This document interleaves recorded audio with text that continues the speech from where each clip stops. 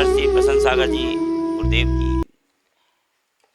जैन जगत की व्रतों में सर्वोच्च व्रत सिंह निष्कृत व्रत, वृहत सिंह निष्कृत व्रत, जिसमें 496 उपवास 61 पारणों के साथ 557 दिन की साधना आराधना बहुत आनंद के साथ चल रही है। बहुत कठिन काम है मौन रहना। व्रतों में इतने दिन तक लगातार कोई व्यक्ति कैसे मौन रह सकता, आपने सोचा कभी? लेकिन अंतर्मना पूरे आनंदित होकर मौन और मुस्कान के साथ अपनी साधना आराधना में तल्लीन है। वो पर समय में नहीं चल रहे, स्व समय की ओर चल रहे हैं, सिर्फ अपनी आत्मा की तरफ, अपनी ही तरफ, अपने में। किसी से वैयावर्ती भी नहीं करा रहे, न किसी की तरफ देख रहे, और उनके दर्शन भी लोगों को नहीं हो रहे। केवल उसी दिन दर्शन हो सकते हैं जिस दिन उनकी पारणा होती है। बस बहुत आनंद के साथ में आप भी करके देखना। आपको सुनने में आसान लगता है। आप कम से कम अपना मोबाइल, उन्होंने 557 दिन का मौन धारण किया है, आप सिर्फ 55 मिनट के लिए अपना मोबाइल ऑफ कर देना और सोचना मैं 55 मिनट न मोबाइल से बात करूंगा, न किसी से इशारे करके बात करूंगा। बहुत कठिन है, करके देखना, जरूर करके देखना। आपको कैसा अनुभव में आता है सोचना। कितने सारे विचार आपके मन में उमड़ते घुमड़ते हैं, उन विचारों को क्या आप सकारात्मक रख सकते हैं? परिणामों में आप समता बनाए रख सकते हैं? लेकिन ये सब एक साधक श्रेष्ठ योगी के द्वारा ही संभव है। हमें दिखने में आसान लगता है, लेकिन है बहुत कठिन। ध्यान रखना, दर्पण अंतर्मुखी होने का प्रतीक है। अंतर्मना का स्पष्ट रूप से कहना है, जब पूरा समाज तुम्हारी प्रशंसा कर रहा हो, तुम्हारे गुणों का गान कर रहा हो, उस समय तुम्हें चाहिए एक बार अपने भीतर झांक कर देखो कि मेरे बारे में जैसा कहा जा रहा है, जैसे ही मेरी प्रशंसा हो रही है, क्या सच में मैं वैसा हूँ या नहीं हूँ? मैं इस प्रशंसा के योग्य हूँ या नहीं? अगर नहीं हूँ तो मुझे अपना आचरण सुधारना चाहिए, अन्यथा समाज के विश्वास को ठेस पहुँचेगी। लोग मेरे बारे में इतना अच्छा बोल रहे हैं, मैं वैसा नहीं हूँ, लेकिन वैसा बनने का प्रयास जरूर करूँगा। दर्पण में अपना चेहरा देखो और चेहरे में अपना चरित्र देखो।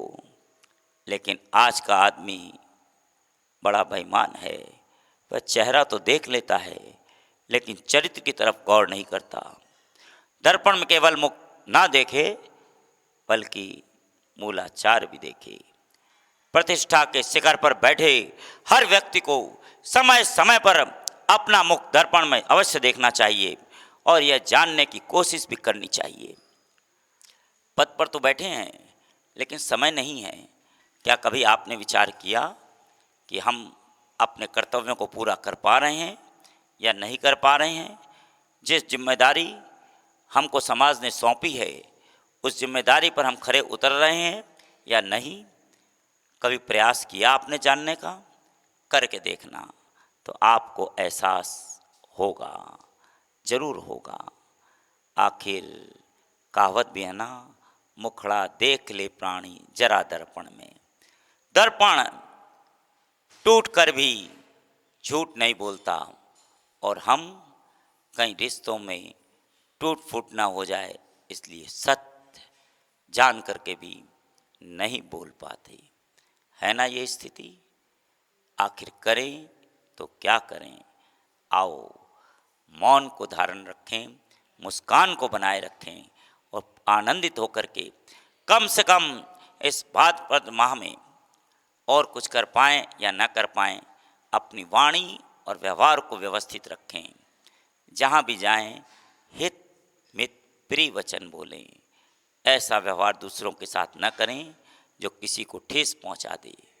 याद रखना, व्यक्ति महत्वपूर्ण है, क्योंकि यदि व्यक्ति नहीं रहेगा तो फिर हम किससे बोलेंगे, किसके सहारे चलेंगे, यात्रा को कैसे तय करेंगे, क्योंकि व्यक्ति बड़ी मुश्किल से आया है, मिला है, प्राप्त हुआ है, और जो प्राप्त हुआ है वो पर्याप्त है।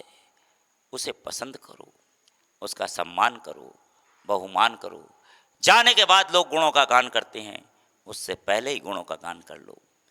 अंतर्मना का स्पष्ट रूप से कहना है, उषा जी अंतर्मना कहते हैं, जब मुझे फूल की आवश्यकता थी तो किसी ने भी एक फूल नहीं दिया, लेकिन जब मैंने आंखें मूंद ली, मैं संसार से अलविदा हो गया, लोगों ने फूल के ढेर लगा दिए।